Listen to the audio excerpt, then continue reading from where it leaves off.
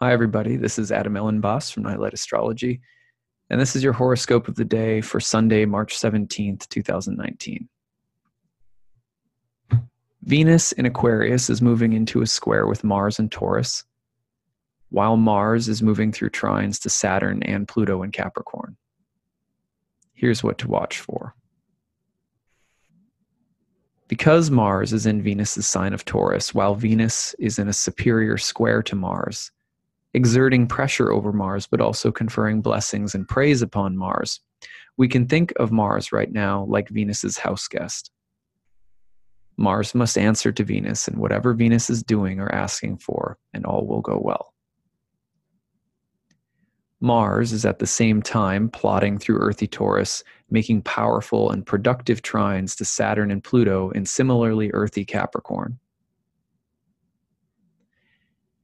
In the Book of Changes, the I Ching, the oldest of the Chinese classics, the 46th hexagram depicts a tree slowly growing upward through the cracks and crags of a cliffside. It's beautiful and tenacious. A tree in this position has to be methodical and patient because it's taking root in a somewhat barren or exposed environment. If the tree clings to proper conduct and takes its growth one patient step at a time, there's a promise of success. It will become beautiful and strong, accomplished even. Similarly, with Venus applying the pressure on Mars from Aquarius, the 10th whole sign from Taurus, a very powerful position for Venus relative to Mars, which is why it is called the superior square. The image of progress, growth, beauty, achievement, or accomplishment beckons. Mars in Venus's sign may answer the call, and gaining support from structured Saturn and transformative Pluto, we may take decisive, structured, powerful steps forward right now, just like the tree growing on the side of the cliff. Strong, beautiful, accomplished. The fifth line of hexagram 46 depicts a person taking one step at a time with full integrity and perseverance, and thus achieving great good fortune. However, the third line of the same hexagram depicts someone ascending step by step upward, only to arrive in an empty city. When these two lines change together, a second hexagram appears, number 29. Which is called Dangerously Deep. And it depicts a situation where difficulty upon difficulty come to us, like ocean waves threatening to drown us. Returning to Venus for a moment, while Venus may hold up an image of the good, the beautiful, or the harmonious, Venus may also tempt us with beautiful images rooted in lust, desire, envy, and jealousy.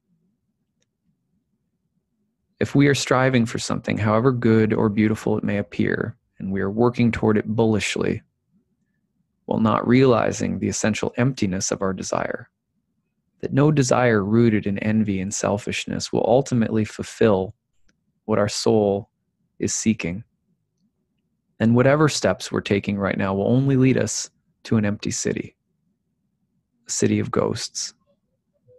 A zombie show that keeps rising from the dead to demand our attention season after season. But it will also bring trouble after trouble after trouble, wave upon wave of unintended consequences. Our self-pitying mantra will be, none of my good intentions go unpunished. But what good is anything anyway?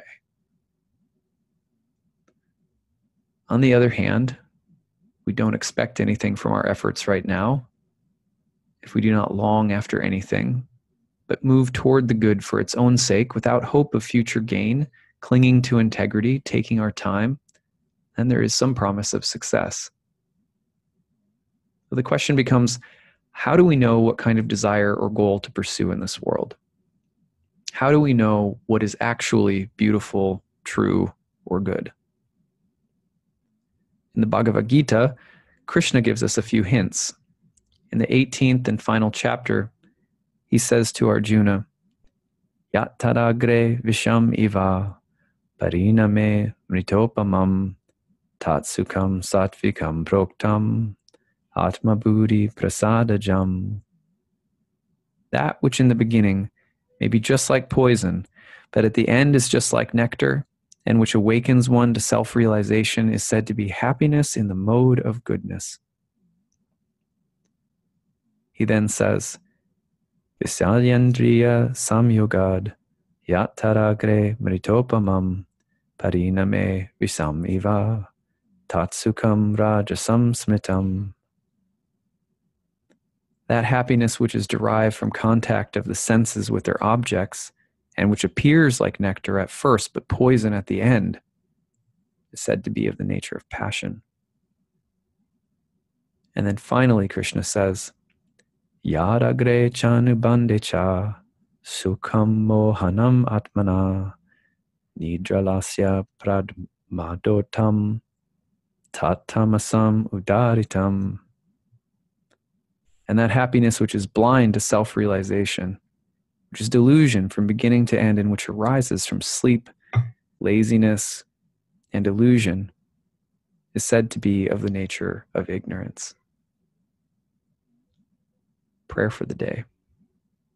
Help us to do our best work, step by step, motivated by the true, the good, and the beautiful, without any hope or expectation, other than the desire that we might grow closer to the light of our true selves, finding ourselves once more in the city of your love.